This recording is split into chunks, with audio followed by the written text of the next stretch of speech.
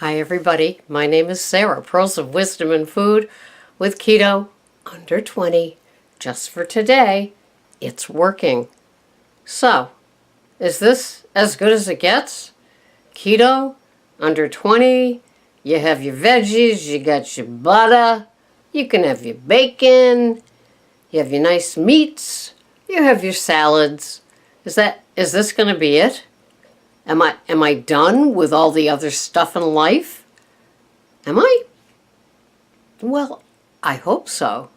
That's my answer with a big smile. You know, when you first start keto, you just wonder, how am I ever going to get used to this boring food plan? And then the miracles and the beauty of the program begin to happen. You begin to lose weight. You begin to sleep better. You begin to eat better. Maybe you stepped out of keto because you thought you were missing something, and you got back all the little things that didn't make you feel quite so hot, quite so, maybe more so not than you were feeling when you were doing keto. Sometimes we have to feel a little bit bad to appreciate how good the Keto Under 20 has made us feel. I haven't read it yet, but it was like, you know how they give you the little brief sayings on your smartphone. Somebody wrote on my page that another woman and I both say total carbs, not net carbs, and I think that she was challenging that. I'll know more when I read it, but the short answer to that is because I'm a food addict, net carbs could get real messy real quick. I could make it have 45 carbs, but with the fiber end up with the 20.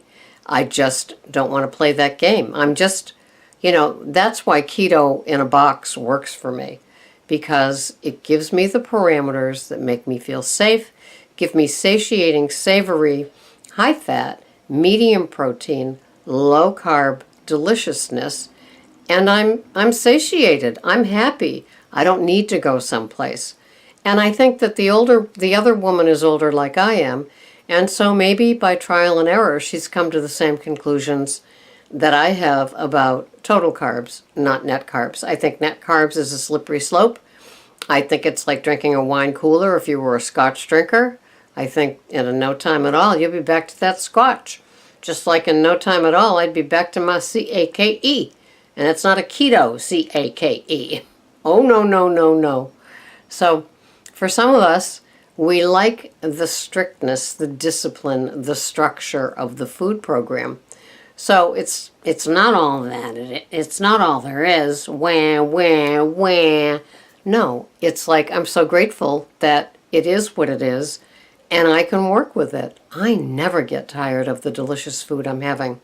Every now and then I almost feel saladed out for a second, and I'll have like 2 veggies instead of a big salad or a salad and veggie. And within 2 or 3 days, I'm back to the big salad again. So it seems to work for me, just like having eggs for my first meal of the day seems to work. Just like having the high-fat meats seem to work for me. It's just all good. I think that one of the things, sometimes I get recipe-y, and I'll make something like I was on a crack slaw kick for a while. Now this week I'm making a keto version of crustless quiche for our dinner that I'll have with a salad and Greg will have with his accompaniments. So that's about as recipe-y as I want to get right now. I kind of like the defined protein, the veggie, the salad for the second meal. The first meal, usually eggs, usually 1 ounce of cheese, and 2 to 4 ounces of another protein. And it just works. It's very simple. I'm not having fruit right now. My window of eating is between 3 and 4 hours, and I love that. And even though I have a high-fat, moderate protein, low-carb first meal of the day, I eat that second meal, and it just all works. And so then when I get to the next day, all I've had is a bulletproof coffee for the entire 20 or 21 hours. I keep real busy in the morning, and that that keeps me occupied because I know that I think of food and I know that I'm ready for my treat, but I put it off to have as close to noon as possible. And then we eat between 3 and 4 when Greg gets home. So it all works for me. So I am comfortable being in this food place that I'm at. I know some people are instantly bored and seeking the delights of keto-fying their lives with the breads and the desserts and the cookies and the noodles and all of those sort of, wannabe starchy, sugary treat things. Dangerous for me. I see a picture of a peanut butter cookie that's been keto-fied, and I got the 1 second rule for something like that. Forget 3 second rule. And so I have to be careful. I'm not out of the woods. I'm lucky that I'm in maintenance, but I'm not out of the woods. I'm a wrong bite. Oh, can you hear Barney whine? I'm 1 bite away from a binge. I'm 1 bite away from gaining the weight back, from forgetting everything that I know, everything that I talk about, everything that I do here on my daily podcast, because I'm a food addict. And all it would take is 1 bite of that white flour, white sugar item, and I'd be gone. I'd be gone. I might think, phew, I only had so much of it. That was great. I'm going to get back on the wagon tomorrow, or maybe even for the second meal of the day. But I'll tell you, my head is busy. My brain is just thinking carbs, thinking sugar, thinking treats, and it's going to take a long time to undo that, not to mention whatever ketosis I'm in that I could lose because of it. So I haven't cheated and slipped and gone and had that blizzard that talks to me. And it does talk to me. It talks to me all summer. No lie. I haven't done that. And I'm going to continue not to do it. It's been 3 years since I've had one. And that's got a pretty strong pull. So does an ear of corn. Just funny, the items. But so far, so good, so cool, so keto under 20. And so that's what I intend to keep doing. I intend to keep broadcasting because it makes me accountable to you and to myself. Just like this keto freezer challenge that I'm doing. Every week I am working off the meats that are in my 3 freezers. I'd love to get to the point where I'm not locking the upright freezer so the things don't fall out.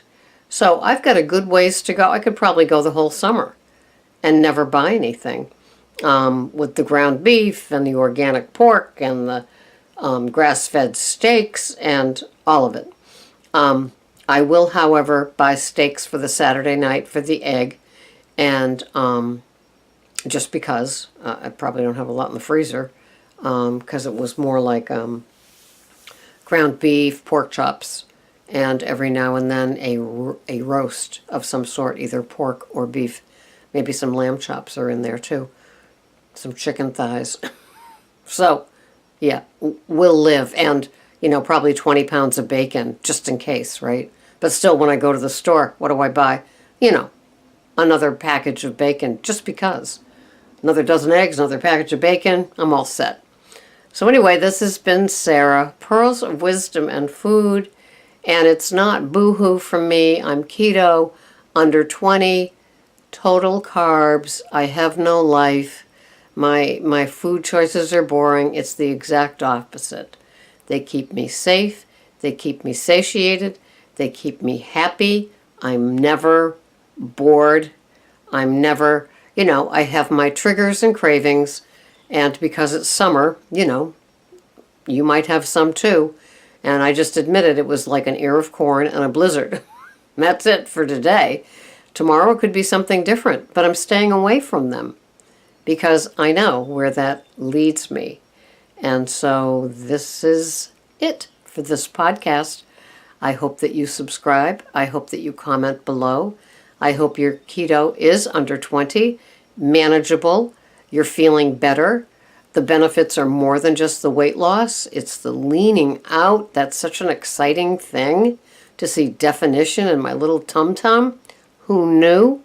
Not to mention the scale, not to mention the clothes still fitting. Last year's clothes still fitting. Such a great feeling. And if you have the same thing going, you know it's that great feeling. I don't want to give that up. And I don't want the beached whale bloating this summer either. So have a wonderful day. I will see you the next time. Bye-bye for now.